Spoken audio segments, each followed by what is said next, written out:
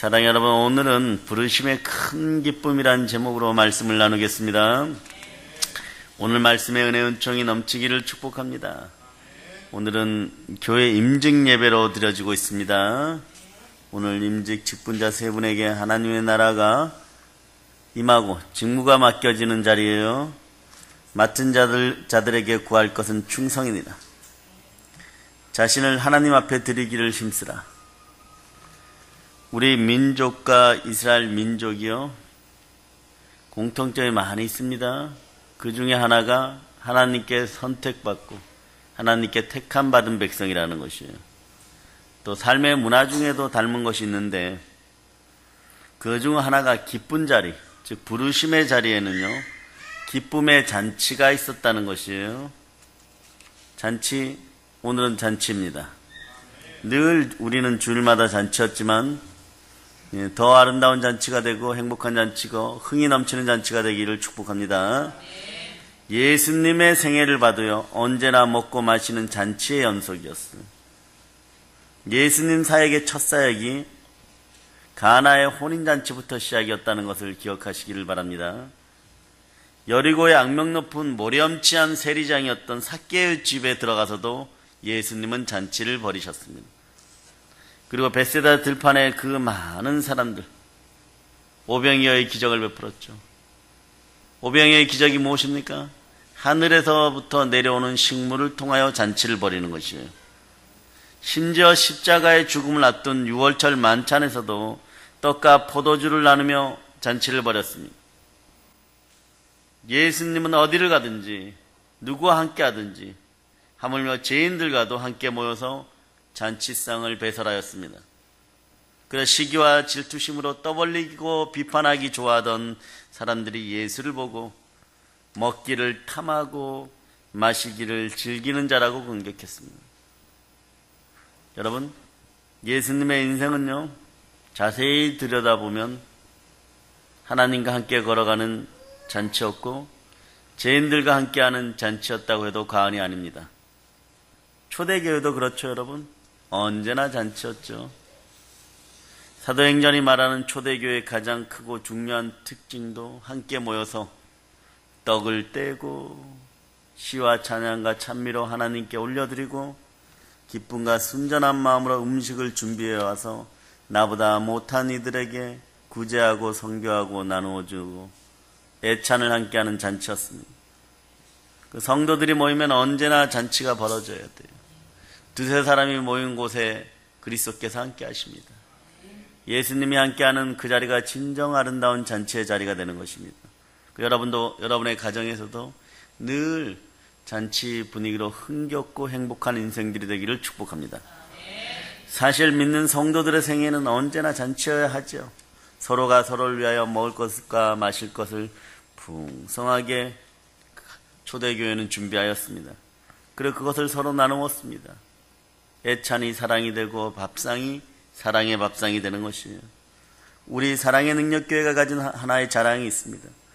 그것은 맛있고 풍성한 식탁이 언제 어느 때나, 저는 지금까지 우리 교회처럼 매 주일마다 이토록 풍성한 점심 식탁을 내놓는 교회는 못 보았습니다.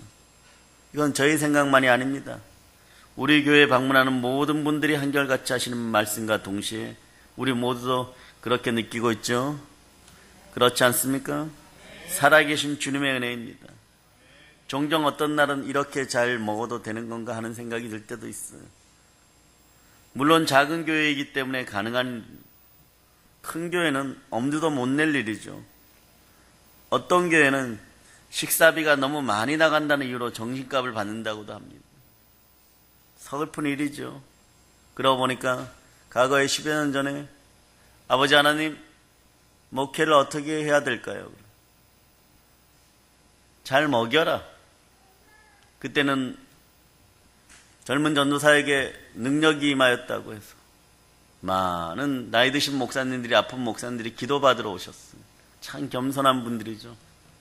근데 그분들에게 말씀으로 잘 먹을까요? 하나님 그랬더니, 아니, 음식으로 잘 공개하고 먹여라. 네? 그리고 원장님이야 다른 분들이 삼계탕도 삼겹살도 이렇게 만들어서 그 작은 교회에서 계속 섬겼죠. 예, 그날 이후 하나님은 우리의 식탁을 늘 풍성하고 충만하게 하십니다. 그거 드시고 가셨던 목사님들이 감동받아서 기도받고 치유되고, 또 그러니까 쌀을 짊어지고 오시고 과일을 짊어지고 오시고, 그렇게 여기까지 계속 오게 되었죠. 교회는요, 사랑 공동체, 예배 공동체인 동시에 애찬의 밥상 공동체예요. 여러분, 예배만 드리고 밥상을 나누지 않으면 참교회라고 할 수가 없습니다. 구제하고 선교해야 됩니다. 그리고 밥상만 나누다가 예배를 드리지 못해도 참교회라고 할 수가 없어요. 에어컨을 하나 꺼주세요. 추우신 분들이 있는 거 뒤에 걸 끄시기 바랍니다. 그리고 밥상만 나누다가 예배에 참석 못한다면 그건 또 불신앙이죠. 교회는 함께 예배를 드리고 함께 애찬을 나누어야 됩니다. 오늘날 게으르고 악한 세대에 많이 힘든 일이 있습니다. 그럴 때 따뜻한 밥 한 끼. 예, 그래서 사랑은 손맛입니다. 네. 작은 교회에서 또 이런 문제 때문에 많이 힘들어요. 모든 걸 사모님 보고 다 하라 그러니까 음식이 안 느는 분들이 있어요. 그래서 다른 분들이 하다 보니까 또 문제가 생기고. 그러나 한국교회가 적어도 주일 한 끼만큼은 애찬을 함께 할 수 있기를 축복합니다.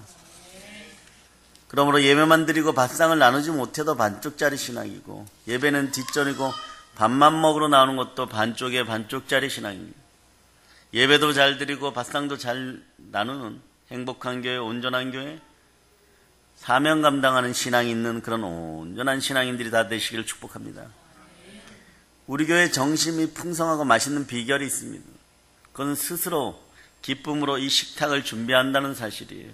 누가 시켜도 다른 사람의 눈치 때문에, 책임감 때문에 억지로 준비하는 것이 아닙니다. 세상이 보기에는 힘든 일인데 또한 축복의 자리입니다. 누가 시키지 않았지만 내 마음에 자원함이 있어서 기쁨으로 준비하기에 그 식당이 풍성하고 맛있는 것입니다. 주님, 그 손길들을 아브라함의 복을 더하여 축복하시옵소서. 물론 함께 하시는 성령님의 사랑이 크게 작용하죠. 만일 주일 공동 식사를 서로에게 의무와 책임을 주어서 준비하게 한다면요, 우리 안에 자원하는 마음이 갑자기 싹 사라져 버립니다. 기뻐하는 마음도 사라질 것입니다. 시간이 지남에 따라 부담감이 생기고 때로는 원망과 불평이 생기게 될지도 모릅니다. 주일날 교회에 오는 것도 바빠 죽겠는데 이 음식을 어떻게 준비해야 되나? 왜 내 차례는 이렇게 빨리 올까? 중간에 누가 떼먹은 건 아닐까? 작은 교회다 보니까요, 음식 준비 때문에 시험 드는구나 하고, 그러나 큰 교회 가서 앉아 있어도 거기선 돈 주고 또 사 먹어야 되고, 그런 마음들이 잦아드는 것입니다. 우리 마음의 기쁨이 사라질 때 더 이상 식탁은 잔치가 될 수 없는 거예요. 잔치의 본질은 풍성하게 차려는 음식이 아니죠. 음식 속에 얼마나 비싼 재료가 들어갔는지, 얼마나 맛있게 요리가 되었는지 그것도 중요하지 않습니다. 얼마나 많은 사람이 잔치에 왔는지 중요하지도 않습니다. 그건 잔치의 겉모습이에요. 잔치가 잔치될 수 있는 이유는 그 안에 큰 기쁨이 있기 때문입니다. 예수 그리스도가 함께하면 큰 기쁨이 넘칩니다. 예. 아무리 맛있는 음식이 있고 아무리 많은 사람이 잔치에 모였어도 기쁨이 사라진다면 그것을 어찌 잔치라고 부를 수 있겠어요? 10만 원짜리 소갈비를 뜯는다고 해도 그 안에 기쁨이 없다면 몇천 원짜리 밥상을 먹으면서 기뻐하는 것보다 못하죠, 여러분? 왜요?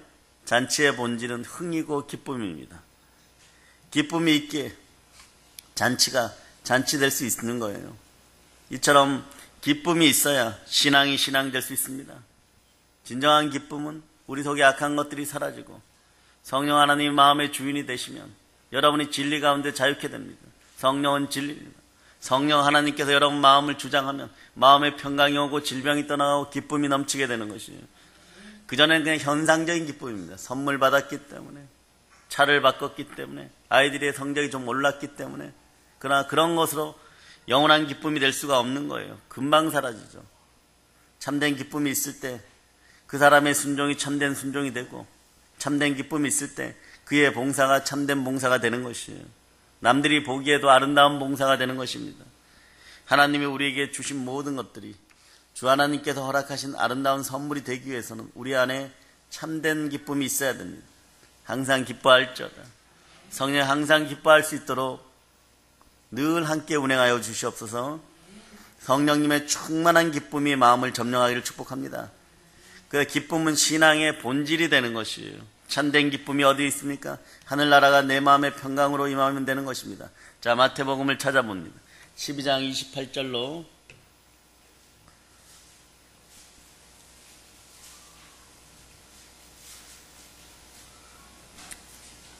자, 마태복음 12장 28절.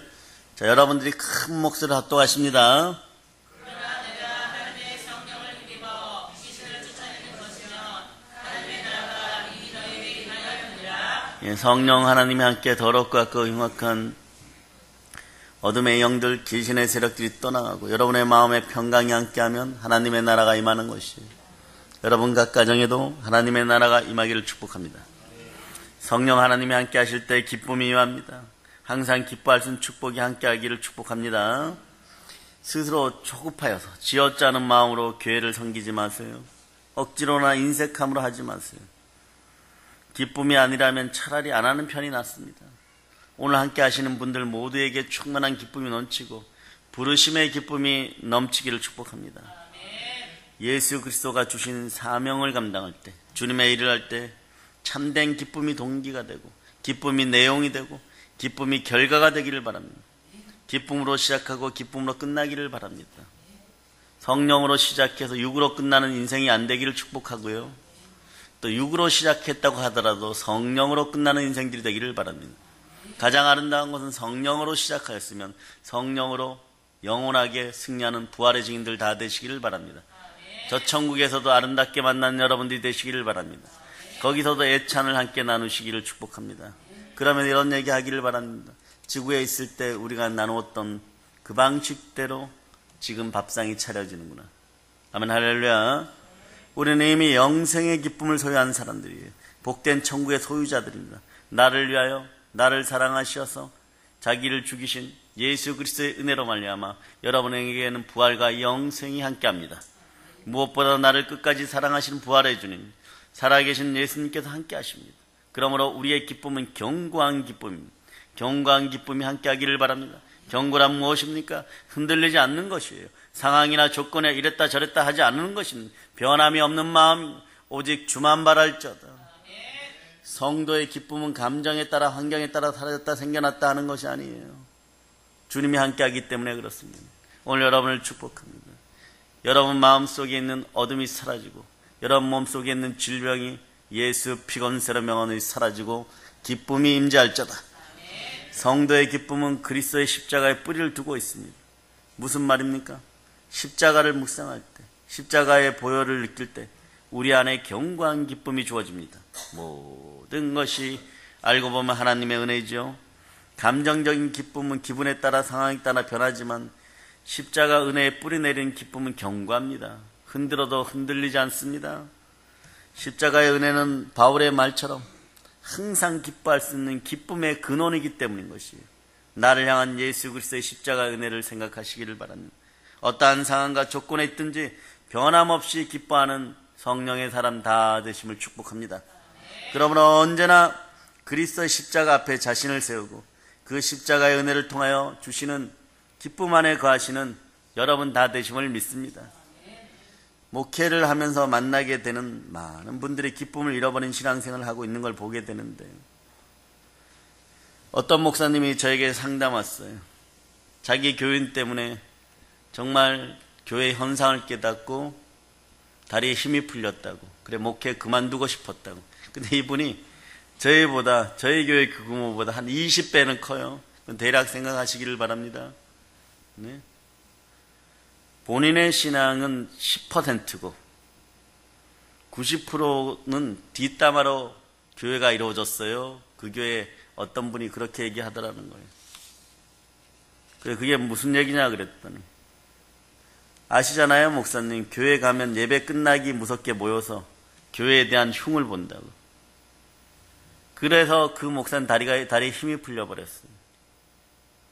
주님의 이름으로 모였지만 모이면 한다는 이야기의 주제가 교회와 다른 성도들에 대해, 교인들에 대한 불평과 원망이라는 것입니다. 안 모이는 편이 신앙적으로 유익합니다. 제가 다른 말씀을 못 드리고, 제가 한참 후배이고, 그래서 마음에 예수 그리스도가 주인으로 모셔지셨습니까? 이러니까 그분이 아무 얘기 안 하시다가 감사합니다 이러고 전화 끊으셨어요. 여러분 마음속에는 평강의 주님이 주인이십니까?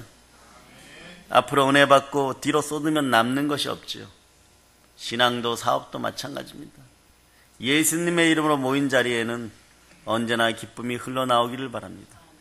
부정한 마음과 부정한 입술에 보혈이 뿌려지기를 축복합니다. 그래서 정결하고 성결한 영혼들이 되기를 축복합니다. 십자가의 은혜로 사랑과 진리와 생명 안에 살게 하신 주님을 기뻐합시다. 보혈로 연약한 우리의 삶을 붙들어 주시고 가장 좋은 길로 인도하시고 보호하시고 함께 하시는 하나님의 은혜에 늘 감사합시다. 좋으신 주 하나님을 위해 섬기고 봉사하고 헌신할 수 있음에 기뻐합시다. 서로를 격려하고 위로하고 또한 서로를 기뻐하시기를 축복합니다. 풍성한 기쁨의 나눔이 있는 곳, 그것이 바로 교회입니다. 교회의 머리는 예수 그리스도십니다. 교회는 그래서 나눔과 신앙의 공동체인 것이에요. 오늘 부름을 받으시는 임직자들이 떡을 준비했다고 합니다. 만약에 이 떡에 글씨를 넣으면 저는 이렇게 넣고 싶었을 거예요. 부르심의 큰 기쁨이라고. 부르심의 큰 기쁨이 안고가 되기를 축복합니다. 성령의 열매 맺는 생명의 떡이 늘 여러분과 함께하는 말씀 충만한 여러분 되시기를 축복합니다. 오늘 말씀은요, 박해를 피해 도망간 빌립이 사마리아 성에 들어가서 복음을 전합니다. 그런데 그때 그 성에 큰 기쁨이 있었다고 얘기하는 거예요. 지금 빌립은 아주 불안정한 삶의 자리에 서 있는 도망자 신세입니다. 목숨이 위태로운 사람입니다. 잡히면 감옥 가고 잘못되면 스데반처럼 돌에 맞아 죽을 수도 있는 생사의 기로에 서 있습니다. 그런데 그런 사람이 안정된 삶의 자리에 살아가고 있는 사람들에게, 그들에게 복음을 전하니까 오히려 큰 기쁨이 임했다고 합니다. 여러분들은 큰 기쁨을 소유한 사람들입니다. 여러분 안에 은과 금은 없을지 몰라도 예수 이름이 있습니다. 예수 이름 있을 때 큰 기쁨이 함께하는 것입니다. 이것이 복음의 능력이고 성도의 사명이고 오늘날 교회의 역할입니다. 저는 우리 교회가 언제나 우리 안에 큰 기쁨이 흘러 넘치는 성령 충만한 행복한 교회가 되기를 늘 기도합니다. 그리고 세상 사람들에게 큰 기쁨을 전하는 교회의 사명을 다하는 여러분 되시기를 또한 축복합니다. 그 하나님의 큰 기쁨이 되는 교회가 되면 좋겠습니다. 복음을 들고 나아갑시다. 성령 충만하게 네팔 아무것도 아닌 넘어섭시다. 북한 땅 깊은 곳에서 복음을 전합시다. 땅끝까지 교회를 세우는 여러분들 되시기를 축복합니다. 성령 충만하여 땅끝까지 부르심으로 큰 기쁨으로 천국의 소망, 교회를 세워나가기를 축복하고 또 축복합니다. 이제 교회가 첫 열매를 드린 지 10년이 지났어요. 그동안 별일이 다 있었습니다. 교회가 작다고 서름도 많이 당했고 문제가 없는 것이 아니었어요. 교회가 작다 보니까 큰 교회에서는 문제도 안 될 만한 작은 것들이 교회 전체를 아프게 한 적도 있습니다. 그러나 그때마다 참 좋으신 아버지 하나님께서 붙들어 주셨습니다. 하나님, 아버지 하나님 감사합니다. 성령 하나님께서는요, 지금도 충만한 은혜로 인도해 주고 계십니다. 많이 어려웠죠. 어려웠다고 앞으로 장밋빛 미래만 있다고는 생각하지 않습니다. 그러나 나를 사랑하셔 나를 위하여 보혈을 흘리신 주 하나님께서 지금까지 인도하셨던 것처럼 앞으로도 인도하시고 보호하실 것이라고 믿습니다. 이 교회의 주인이신 예수님께서 교회를 더욱 든든하고 견고하게 그리고 뿌리 내려서 열방을 개척해 나가고 영혼 구령에 힘쓰는 교회 되게 할 것을 믿습니다. 그리고 그리스도의 지체는 우리는 하나 되어서 성령 하나님과 함께 하나님의 나라를 위해 교회가 마땅히 해야 될 사명을 감당케 하리라고 믿습니다. 이 나라를 위해서 기도하는 여러분 되시기를 축복합니다. 그 하나님의 부르심에 큰 기쁨으로 화답하는 교회가 되게 하실 것을 믿고 축복합니다. 부활의 주님이 우리와 함께 하십니다. 특별히 오늘 우리 교회는 처음으로 교회 전도사, 권사, 선교부장을 세우는 임직예배를 드리고 있습니다. 임직예배는 전 교회 공동체가 하나님 앞에 겸손하게 마음을 모아드리는 예배가 되어야 됩니다. 그리고 더욱 힘써 헌신하기로 결단한 예배가 되어야 됩니다. 그게 공식적으로 초청장을 보내거나 외부 인사들에게 알리거나 그러진 않았어요. 오직 주일 예배를 통하여 임직 순서를 같이 가지는 것입니다. 여러분이 많이 축복해 주시기를 바랍니다. 축하해 주시기를 바랍니다. 감사하는 것은 임직하시는 분들이나 사랑의 능력교회 성도들께서 같은 생각을 가지고 마음을 모아서 모두가 큰 기쁨으로 이 예배를 드리게 되었다는 것이에요. 주 예수와 마음을 합하여 드리는 것입니다. 성령님께서 여러분들을 어루만지십니다. 오늘 부름 받으시는 분들은 거룩하고 충성된 종이 되어 하나님의 나라 확장에 쓰임받기를 축복합니다. 우리 사랑의 능력교회는요, 규모는 그리 크지 않아요. 그러나 이 나라와 전 세계를 들고 있는 사랑의 공동체입니다. 기도굴까지도 보유하고 있어요. 그런데 민족과 열방 가운데 나아가는 분들이 힘들 때마다 와서 기도하고 있습니다. 참 놀라운 현상이죠. 네. 우리 교회의 부름의 자리는요, 섬김의 자리예요. 우리 교회의 리더십은 사랑과 능력의 리더십입니다. 마치 손과 발이 온 몸을 떠받치고 몸을 유지해 주듯이 우리 교회의 가장 낮은 손과 발이 되어서 공동체를 떠받치는 임직자들 되기를 바랍니다. 바로 거룩하고 충성된 자리에 바로 설자다. 착하고 충성된 종으로 거룩할자다. 사랑하는 여러분, 오늘 임직자들은 이 섬김의 믿음을 결코 잊어서는 안 될 것입니다. 우리 모든 성도들은 그리스도 예수 안에서 뜻을 모아서 서로 항상 존중하고 존경하고 협력하고 사랑으로 안아주십시오. 사랑은 허다한 죄들을 덮느니라. 부름은 영광된 자리입니다. 그러나 기억해야 될 것은 벼슬이나 특별한 감투가 아닙니다. 자신의 삶을 부활하신 주님께 맡기고 봉헌하고 헌신하는 자리입니다. 봉사하고 희생하는 자리예요. 그런 의미에서 오늘 인사는 축하합니다와 함께 한번 따라해 보세요. 수고 많이 하십시오. 네, 이것도 괜찮을 것 같습니다. 네, 수고 많이 하이소 뭐 이렇게. 네, 이따가 축하합니다 한 다음에 그렇게 해주시기를 바랍니다. 네, 아멘 한 자에게 복이 있을저다. 저는 무엇보다도요, 이분들이 성령과 말씀으로 충만하여 거룩하고 충성된 종의 자리에서 부르심의 사명을 감당하기를 축복합니다. 사랑하는 여러분, 오늘 이 예배가 하나님의 부르심에 기뻐하는 큰 잔치가 되기를 바랍니다. 오늘 이 예배가 우리 모두에게 부르심의 큰 기쁨이 되는 풍성한 잔치가 되기를 바랍니다.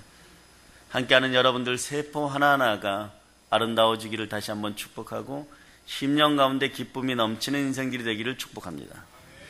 우리의 모든 삶이 이웃들에게 큰 기쁨을 전해주는 잔치 자리가 되기를 또한 부활의 주님 이름으로 축복합니다. 자, 이제 성령 충만해서 큰 기쁨의 소식을 땅까지 전하는 사랑의 능력교회 성도들 다 되심을 축복합니다. 보일러 인칩니다. 아멘.